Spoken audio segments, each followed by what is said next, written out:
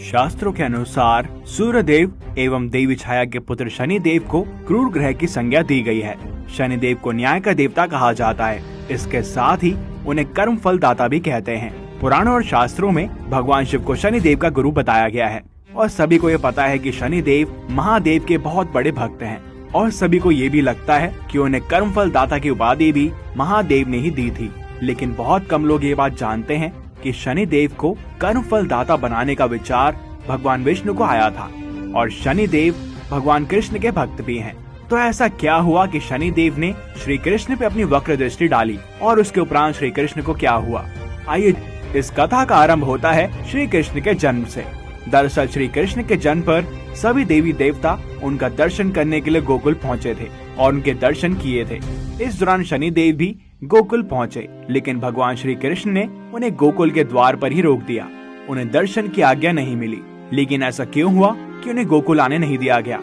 कहा जाता है कि भगवान श्री कृष्ण ने शनिदेव से वक्र दृष्टि होने के कारण उन्हें गोकुल में प्रवेश करने से मना कर दिया था, जिसके बाद शनिदेव दुखी हो गए और मन ही मन सोचने लगे कि उन्होंने कौन सी गलती की है कि उनके आराध्य उनसे नाराज हो गए। इसके बाद शनिदेव नंग गांव के बाहर जंगल में जाकर तपस्या करने लगे।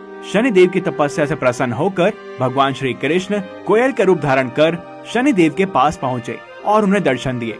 जिसके बाद भगवान श्री कृष्ण ने शनिदेव से कहा कि आप तो न्यायाधीश हैं, आपके द्वारा ही पापियों और अत्याचारियों को दंड दिया जाता है ताकि धर्म की रक्षा हो सके। श्री कृष्ण ने कहा कि मैं चाहता हूँ कि आप मेरे गोकुल धाम की सदैव रक्षा करें और यहाँ प्राणियों पर अपनी वक्र दृष्टि ना डालें और आप यहीं पर निवास करें। भगवान श्री कृष्ण ने कहा, मैं चाहता हूँ कि आप मेरे साथ यहीं पर निवास करें। श्री कृष्ण ने शनिदेव से कहा कि मैं आपसे यहाँ कोयल के रूप में मिला हूँ, इसलिए आज से यह स्थान कोकिला वन के नाम से जाना जाएगा। यहाँ पर कोयल के मधुर स्वर हमेशा गूंजेंगे। कोकिला वन के बारे में गरुड़ पुराण और नारद पुराण में भी बताया गया है। माना जाता है कि यहाँ पर भगवान श्री कृष्ण और शनिदेव के दर्शन करने मात्र से ही साढ़े साती और शनि की ढैया हमेशा के लिए समाप्त हो जाती है। इसको लेकर एक और प्रचलित कथा है श्री कृष्ण और शनिदेव की। कई वर्षों के उपरांत जब शनिदेव को कर्मफल दाता की उपाधि मिल गई थी तो उन्होंने सभी देवताओं को कर्मों के अनुसार फल देने शुरू किए। इनमें महादेव, नारायण और हनुमान जी भी शामिल थे। महादेव को भी शनि की वक्र दृष्टि का सामना करना पड़ा था, लेकिन जब वही दृष्टि शनिदेव ने भगवान श्री कृष्ण पर डाली तो कुछ अद्भुत हुआ। दरअसल शनिदेव ने दृष्टि श्री कृष्ण और राधा दोनों पर ही डाली थी, जिसके बाद भगवान श्री कृष्ण ने शनि की दृष्टि का स्वागत किया। शनिदेव ने जैसे अपनी दृष्टि भगवान श्री कृष्ण पर डाली तो सभी देवी देवता यहाँ तक कि महादेव भी व्यतीत हो गए थे। लेकिन शनिदेव की वक्र दृष्टि का राधा कृष्ण पर विपरीत असर हुआ। पहले जब किसी पर वक्र दृष्टि डलती थी तो बिल्कुल मायूसी और जीवन तहस नहस हो जाता था, लेकिन जैसे ही शनि की दृष्टि श्री कृष्ण पर आई तो उनका तेज और बढ़ गया और चारों ओर हरियाली छा गई और सारा वातावरण सुंदर हो गया। श्री कृष्ण और भी प्रभावशाली हो गए। शनिदेव ये देखकर हैरान हो गए थे। तब श्री कृष्ण ने उन्हें बताया कि ये तो उनकी ही लीला थी। वो संसार को ये दिखाना चाहते थे कि शनिदेव से भयभीत होने की आवश्यकता नहीं है। शनिदेव को सभी एक क्रूर देवता के रूप में देखते थे और श्री हरि इसी चीज को दूर करना चाहते थे। उन्होंने दर्शाया कि अगर हम अच्छे हों तो शनिदेव की वक्र दृष्टि आपको अच्छे फल देती है।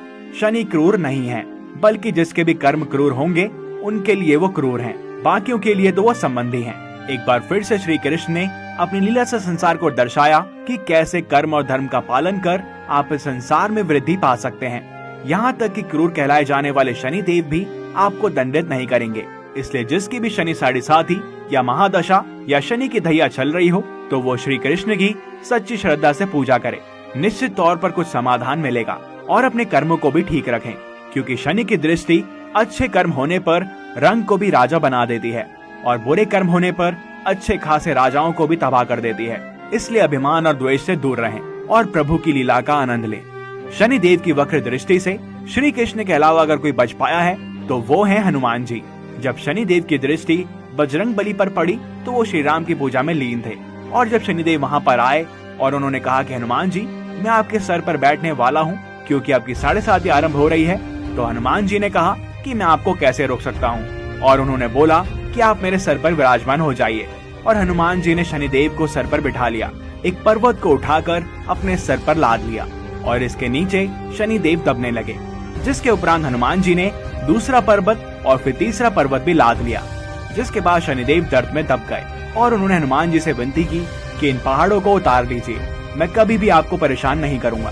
हनुमान जी ने शनिदेव की बात को अनसुना करते हुए चौथा पर्वत भी लाद लिया, जिसके बाद शनिदेव को और भी ज्यादा पीड़ा होने लगी और उन्होंने कहा कि हे पवन पुत्र, मैं आपके भक्तों पर भी अपना प्रकोप नहीं डालूंगा और जो भी आपकी सच्चे मन से भक्ति करेगा तो मेरे 7.5 का प्रभाव उस पर कम होगा। जिसके बाद हनुमान जी ने उनकी प्रार्थना सुनी और अपने सर पे लदे पर्वतों को उतार दिया। ऐसी और भी कथाएं हैं जहाँ पर हनुमान जी ने शनिदेव को बचाया भी है। हनुमान जी ने शनिदेव को रावण से बचाया था और जब बजरंगबली ने शनिदेव को रावण से बचाया तो शनिदेव ने अपनी वक्र दृष्टि को रावण पर डाला, जिसके उपरांत सारी लंका तबाह हो गई और रावण का साम्राज्य खत्म। इसलिए कहते हैं कि शनिदेव को प्रसन्न करने के लिए बजरंगबली की सच्चे दिल से आराधना करें और सच्चे हनुमान भक्त जिनका मन साफ होता है उन्हें शनिदेव कभी भी परेशान नहीं करते हैं। शनिदेव ने महादेव पर जब अपनी वक्र दृष्टि डाली तो एक अद्भुत चीज हुई। शनि की दृष्टि महादेव पर 1.25 पहर तक ही थी, तो इस वक्र दृष्टि से बचने के लिए महादेव ने कुछ अनोखा कार्य किया। जब महादेव को पता चला कि शनिदेव उन पर वक्र दृष्टि डालेंगे तो उन्होंने सोचा कि उन्हें कुछ ऐसा कार्य करना होगा कि शनि उन्हें देख ना पाए। तब भगवान धरती पर प्रकट हुए तथा उन्होंने अपना भेष बदलकर हाथी का रूप धारण कर लिया। धरती पर पूरे दिन वे हाथी का रूप धारण करें इधर उधर विचरण करते रहे और जब शाम हुई तो महादेव ने सोचा कि अब शनिदेव मेरे ग्रह से जाने वाले हैं, अतः मुझे मेरे वास्तविक स्वरूप में आ जाना चाहिए। भगवान शिव अपना वास्तविक रूप धारण कर कैलाश पर्वत पर लौट गए। जब महादेव शिव प्रसन्न मुद्रा में कैलाश पर्वत पर पहुँचे तो वहाँ पर पहले से ही मौजूद शनिदेव उनकी प्रतीक्षा कर रहे थे। शनिदेव को देखते ही महादेव बोले, हे शनिदेव, देखो तुम्हारी वक्र दृष्टि का मुझ पर कोई प्रभाव नहीं हुआ तथा आज मैं सारा दिन तुमसे सुरक्षित रहा। भगवान शिव की बातों को सुन शनिदेव मुस्कुराए और बोले, हे प्रभु, मेरी दृष्टि से ना कोई देव बच पाया है और ना ही कोई दानव, यहाँ तक कि आप पर भी आज पूरे दिन मेरी वक्र दृष्टि का प्रभाव रहा। जिसके बाद भगवान शिव ने आश्चर्यचकित होकर शनिदेव से पूछा, आखिर ये कैसे संभव हुआ।